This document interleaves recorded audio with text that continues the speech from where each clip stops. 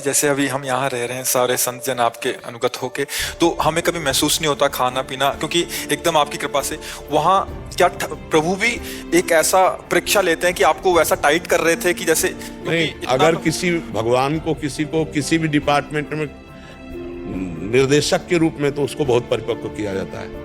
अगर पूरे बटालियन की कमांड संभालनी है तो उसको हर हरकत का बहुत ज्ञान होना चाहिए। तो हमको शायद ठाकुर जी ने सेवा देनी थी। अब हम कहीं मतलब किसी स्कूल में जाकर के या कहीं व्याकरण आदि या कोई सत्संग आदि की शैली पढ़ना, ये सब कुछ नहीं। गंगा किनारे ही पढ़ाई समझो, भजन हर समय भजन, उसी का जो आप सुनते हैं वो भजन का सुनते हैं। आप लोग जो सब छोड़ छाड़ करके भगवान के मार्ग में आए, उसी भजन का आकर्षण है, उसी भजन का। तो अब ये नहीं कि तुम लोगों को भूखा रहना पड़ेगा, वही गति प्राप्त होगी।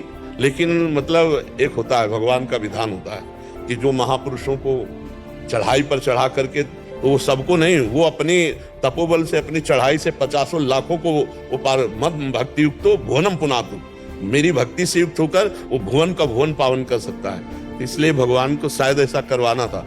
तो ये भगवान सामर्थ्य देते हैं। हम तो ऐसे चले जैसे हमको कोई चला रहा है, वही सब चला रहे, वही सब कठिन से कठिन। अब जैसे सावन आया तो सावन में गंगा जल से ही रहेंगे, केवल गंगा जल पी कर रहे। अब वो भगवान सब सामर्थ्य देते थे, भगवान सब संकल्प देते थे, वही सब पार करते थे।